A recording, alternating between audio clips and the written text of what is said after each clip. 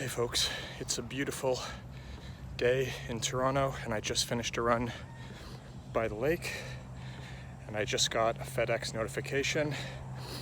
You know what that means? My books are finally back from CGC. So I'm just gonna head on home and start an unboxing video. I'm really excited. We have 10 silver and bronze age beauties and I'm looking forward to some big grades. Can't wait. Welcome to the latest episode of High Grade Filler. Today we're going to be opening 10 freshly graded silver and bronze age books that have just come back from CGC. Just a little bit of housekeeping before we begin. Each one of these books cost about $96 Canadian to clean, press, grade, and ship, so a little bit of an investment there. As a result, most of these books are a little bit more expensive than normal. And as we go, I figured we'd play a little game where I try to guess the grade of the books when the last time I've seen them is in their uncleaned, unpressed state, and we can compare that with what actually came back from CGC. I'll also be telling you what the break-even grade for each of these books is. And that is the grade where, that's the grade I have to hit to break even in terms of money. So obviously we're hoping for some big grades here. And last but certainly not least, all my books were cleaned and pressed by Gary Kendra at Impressive Comics. Do yourself a favor, get your books cleaned and pressed before you get them graded. You're just leaving money on the table if you don't. Just find someone that you trust, and if you don't have someone, I can vouch for Gary. He does all my books, and I've been very, very happy with his work. But I'm really excited about this batch, so why don't we get started and find out the grades.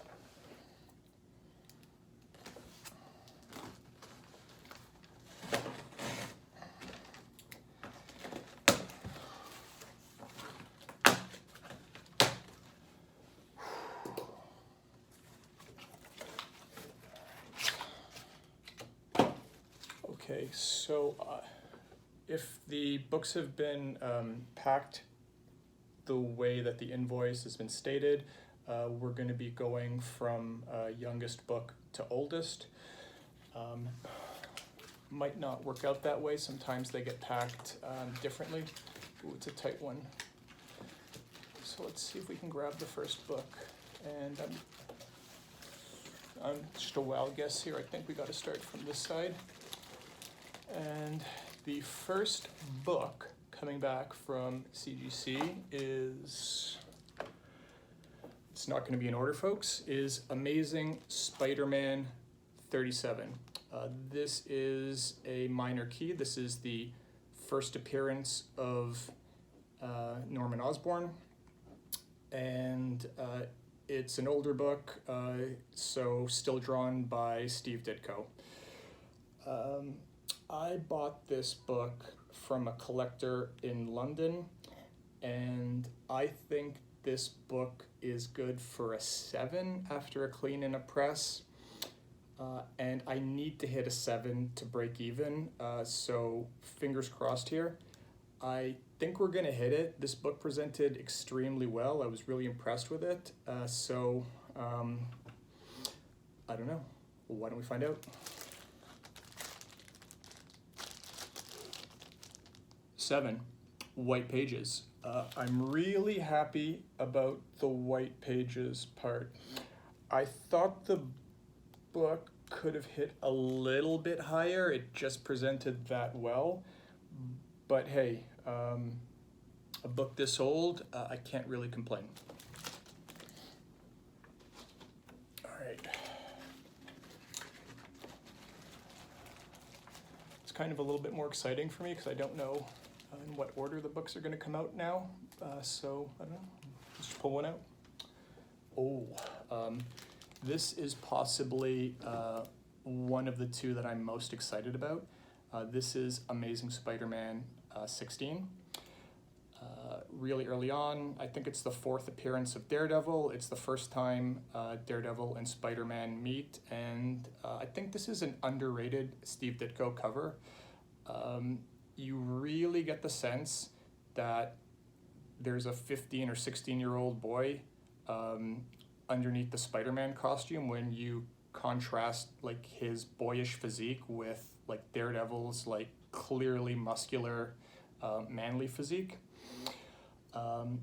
I need a 3.0 to break even on this book, and I think this book is good for at least a 6.5. So I think we're well in the clear. I got a really good deal on this book from a collector in London. So without further ado,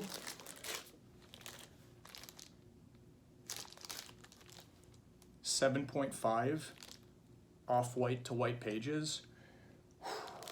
That is incredible. This is one of the oldest Spider-Man that I have. And wow, I knew that it was a good deal. I just didn't know how much of a good deal. So this is really exciting. This was a hugely profitable one. Not a bad start. Okay.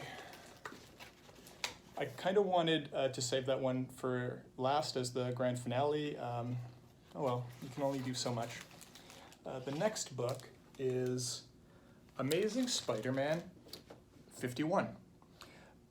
This is the second appearance of the Kingpin and his first cover appearance. Great John Romita Sr. cover. I bought this book from a fellow that lived in the middle of nowhere, and he advertised online, and me and my dad drove for like 3 hours, like on a cold winter night, to buy like a huge stack of books. This was one of them. The book presents very well. I think the expected grade for this book is probably about a 6. I wouldn't be surprised if it hits 6.5. And to break even, I don't really need that much. I only need a 4.0. So I think this book is going to be an easy moneymaker, but we'll see how we do.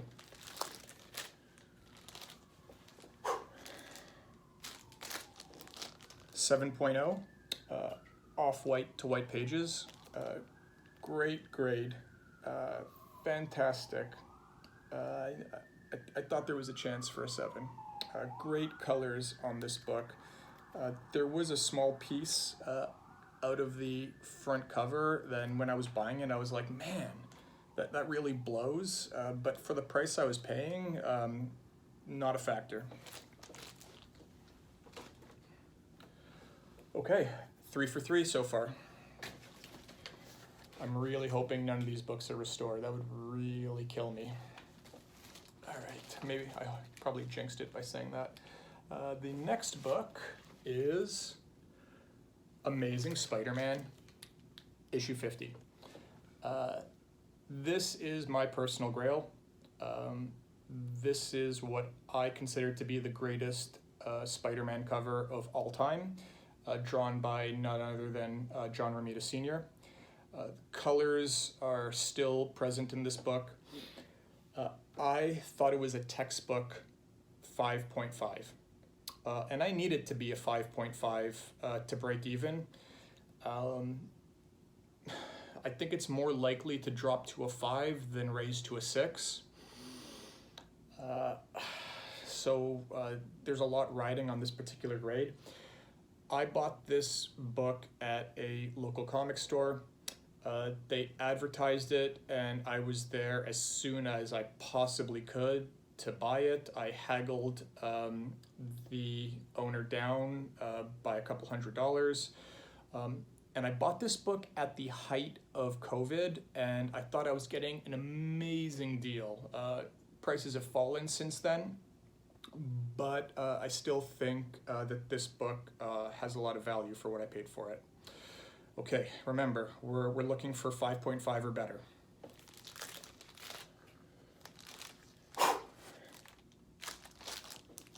Textbook, 5.5, off-white to white pages. Yeah, I really didn't doubt it. Really happy to have this one in my collection. When I bought it, I did like a cursory check for color touch, and I don't really know how to detect for trimming very well, but it was always in the back of my mind that there was a small chance that there could have been some small color touch, which really would have killed me. But no, we got there. Fabulous. All right, that's 4 for 4. Let's keep the streak going. All right, next book. This is Amazing Spider-Man 57. This is probably the least exciting book of the 10. It's a Khazar and Zabu appearance. I sent it in because the book I thought was in pretty high grade. To break even, I need an 8.0, and I think this book is hovering in the range of an 8.5. Yeah, I bought this book also from a collector from London. I didn't pay very much for it. Yeah, let's see what we get. Okay, first loss of the day. So I needed an 8.0 to break even, and I hit 7.5. I thought the book was better than that. I mean, what are you going to do? If we're going to take a little bit of a loss, I'm happy that it's on this book rather than on the big ones that we just passed. Yeah, I'm really not that bummed out about it. Great book. All right, so that's 4 for 5. Next book, folks, is Amazing Spider-Man 55. This is a classic Dr. Octopus cover. Really love this cover, early John Romita work. And I bought this book online in a Facebook sale. Beat out a few people to buy it. I thought I got a pretty good deal. The break-even grade for this book is 6.5, and I think this book is 7 or better. I think 7.5 is probably where we're gonna land, but yeah, we'll see what we get.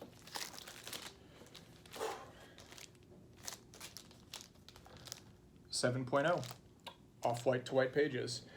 And yeah, that's pretty much in the ballpark. Little win on this one. Slightly above average. Great cover. Absolutely great cover. John Romita, the king. Sorry, Jack Kirby is the king. John Romita for me is the GOAT.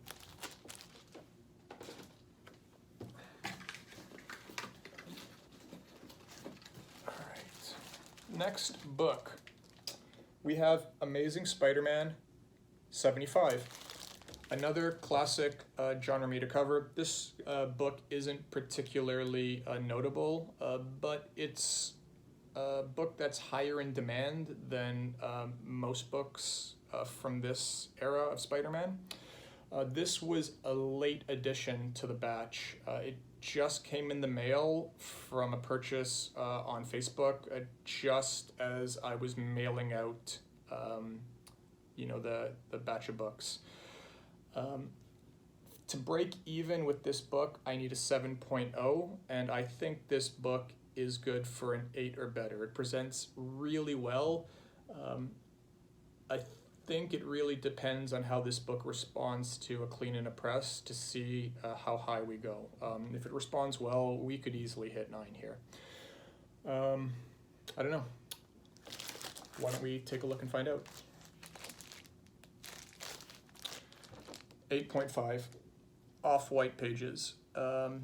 Yeah, that's pretty much what I expected. There was a slight crease in the lower right corner.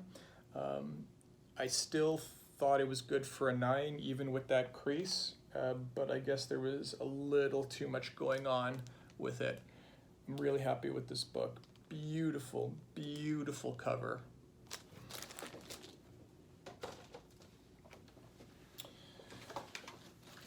All right. There's maybe 2 or 3 more books.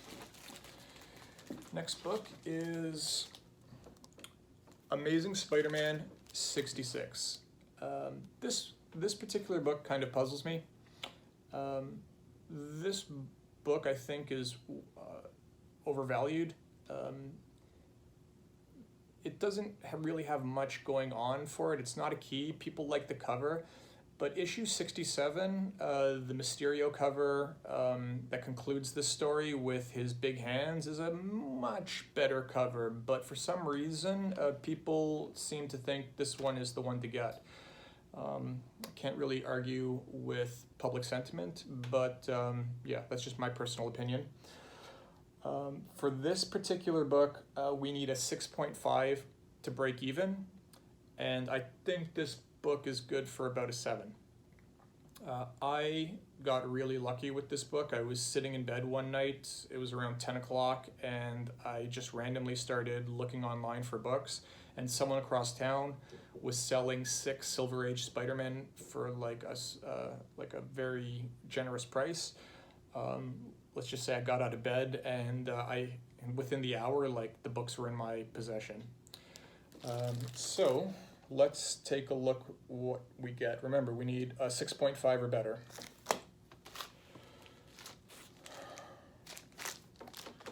.5, off-white to white pages. Great book. I thought we could have gotten a little bit better, but yeah, not going to complain too much. Fabulous book. I think the last 2 books are our Bronze Age contributions to the shipment. And so the next book, this is Amazing Spider-Man 124. This is a minor key. This is the first appearance of the Man-Wolf. Great cover by John Romita.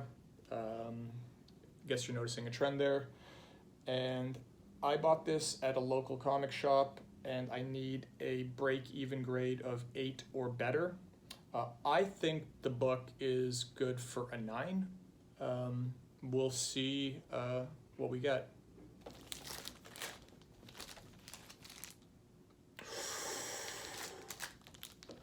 .2 white pages. I'm really happy about this. The general consensus was that this book was like a 7 or 7.5, and I did not believe like a word of that. I am really happy with this book. This is a huge win. Fabulous, fabulous, fabulous, fabulous. I thought it was a 9.0 with the chance of a 9.2 because it presented so well. The colors were so rich and so deep, and the corners were so tight. Amazing. And the white pages is a nice little bonus. All right, since we have 1 book left, I know what it is. It's Amazing Spider-Man 101, first appearance of Morbius. Even with the movie being a flop, and in my opinion, Morbius being like not a very important character in the Marvel Universe, this book still commands pretty big prices. I need a 4.5 or better to break even, and I think this book is in the 6 to 6.5 range. Probably a 6, but I'll cross my fingers and let's see if we get there for a 6.5. And the grand finale is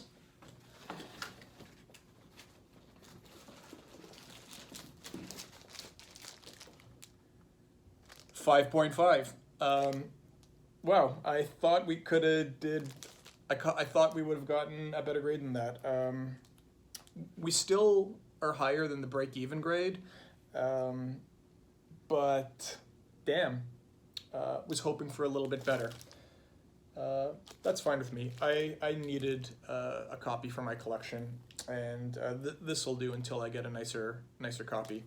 I guess I forgot to mention, I purchased this book on Facebook from an auction. Great. I think that was a huge success. I'm really happy with the grades, a couple of big wins there, and not a single book was restored, which is always a relief. Fabulous. I'm in such a good mood right now. Until the next video, thanks for watching. Leave a comment, don't forget to like. Thanks for participating. Take it easy. Have a great day.